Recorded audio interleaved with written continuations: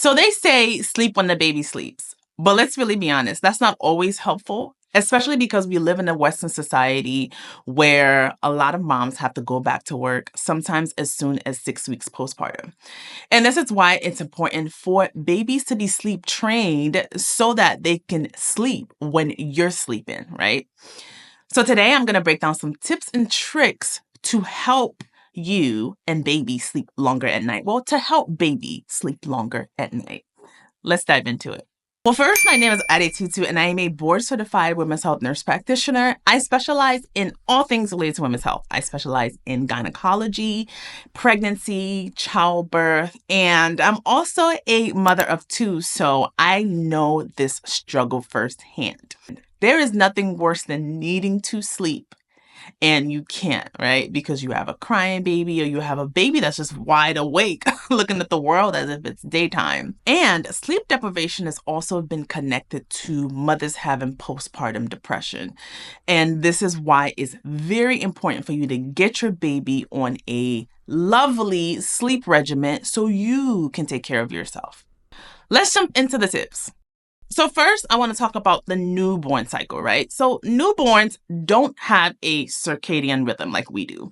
So a circadian rhythm is pretty much your brain's sleep-wake cycle. So your brain's way of regulating how to know when you're asleep, when to put you asleep, how long you stay asleep, the hormones to release, when not to release it. So those type of things, right? Your baby doesn't have that yet until about 3 months. So that's why it's important for you to develop a routine so that by the time your baby develops a sleep-wake cycle, it associates it with that routine, which makes for a lovely regimen and it makes for a very happy mama. So let's go back to newborn's cycle. So newborns actually have a shorter sleep cycle simply because they need to eat. They eat more often, especially if they're breastfed.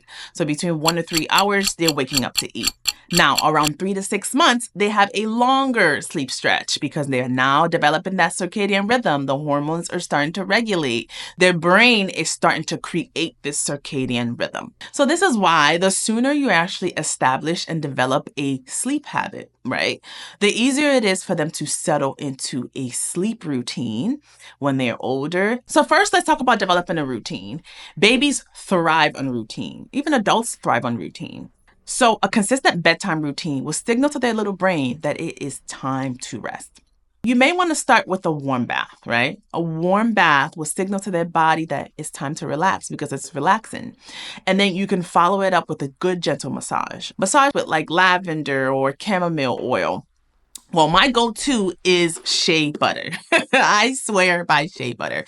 Shea butter is, first of all, it's a staple in the African household. Like you use shea butter for pretty much everything. Your kid falls, put shea butter on it. They have a headache, you use shea butter. Like literally we use shea butter for everything.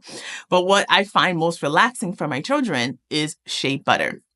So I always massage my babies with shea butter. And shea butter is so good for you because it has anti-inflammatory properties, antibacterial, antifungal, which is why a lot of Africans use it for everything. And it's moisturizing, moms. I put this also on my kids in the daytime, y'all. And when you send your children to school in the morning, by the time they come home, they look ashy. They look like they've had the roughest day. Their hair is from here. They look like they've had a day. But one thing, when you use this, it stays on. I'm like, okay, you went from really being nice and moisturized to you don't look ashy at all. Okay. Y'all, look how moisturizing that is. Look how moisturizing that is. This is what I use for my skin as well. Every single time I go to Nigeria, I get a bunch of these. Matter of fact, actually, you know what? I'll link below this specific product, this specific one that I use on my kids. And you guys can just go in my little Etsy shop and get you some. So start off with the bath, massage with a good product like shea butter. Start to create this healthy routine that will cause baby to be like, you know what? I think mommy needs me to go to sleep. I think it's time for me to go to bed. And then do things like reading book, play some music. It's just up to you. The biggest thing is you want to create a relaxing routine to signal to baby that it's time to go to sleep. So that leads us next to creating a sleep-friendly environment. Ooh, y'all, I hope I don't look, because I didn't put it all the way. a little crazy. Like one side is all greasy and the other is like fine, but it's fine. Let's just finish the video. So next that's important is creating a sleep-friendly environment, right?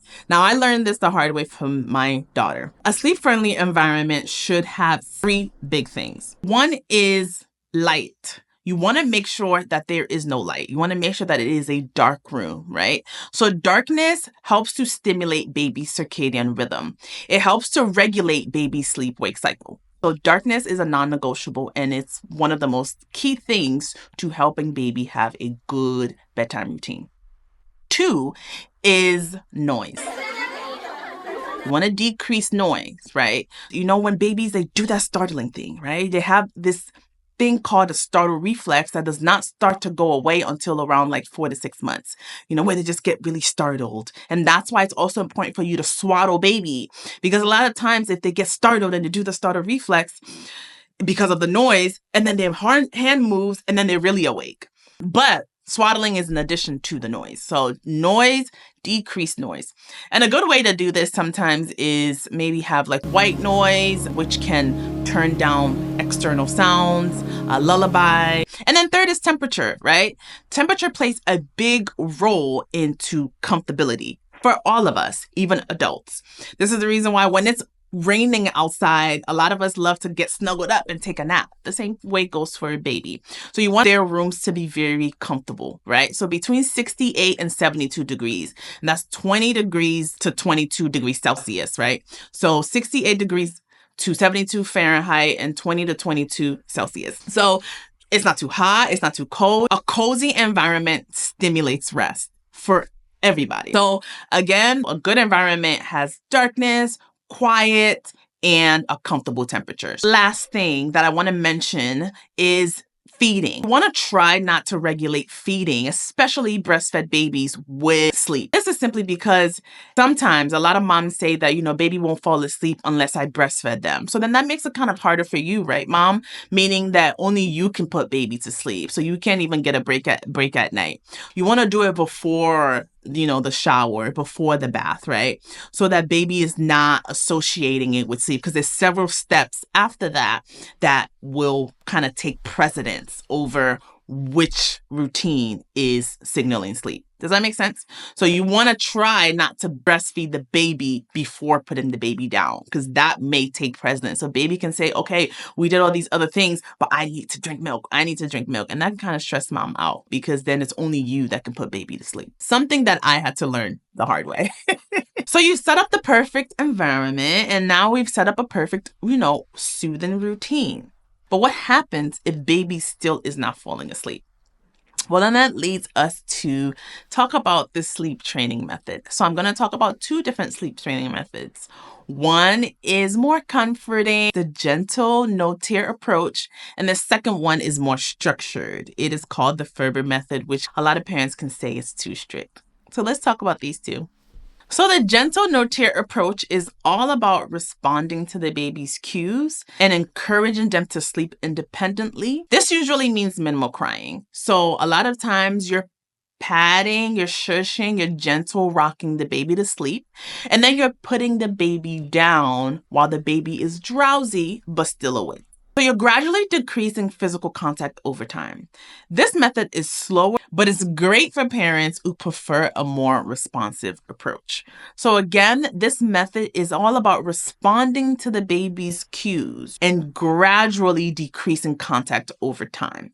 So if baby starts to cry, you pick the baby up, you shush the baby, you rock the baby, and then you put them down when they stop crying while they're still drowsy yet awake. On the other hand, the Ferber method is a lot more structured, and a lot of parents say they can't do this. I tried this as well, y'all, and it was difficult. So with this approach, you are putting the baby awake, and you check in at increasing intervals to reassure them, but you don't pick them up. you don't pick your crying baby up. It is difficult, I know it. But this method helps to teach baby to self-soothe and fall asleep on their own. And this method is also faster as well. It involves some crying, so it's not for everyone, but a lot of moms say within a week, baby now understands like, oh, so mom and dad, they're not going to pick me up. So I have to make myself sleep. And then eventually they start to understand. Again, this method is not for everyone, but it is highly effective. Whichever method you choose, consistency is key. You want to make sure that you are being consistent with bedtime routine, consistent with environment, and being consistent with whatever method you choose. You just have to really be patient to figure out when baby starts to understand. Now, I do want to say, even with the best routine, sleep regressions can happen, right? They can be caused by different things like growth spurts or teething. Sometimes you do have to adjust your routine. You have to maybe spoil baby a little bit more. It's all a part of the journey. Just be patient and give yourself some grace. And truly, this too shall pass. I really do want you to hold on to that. If you found this video helpful, please do not forget to subscribe for more on all things related to women's health. Thank you so very much for watching. Sweet dreams. I'll see you guys next time. Bye.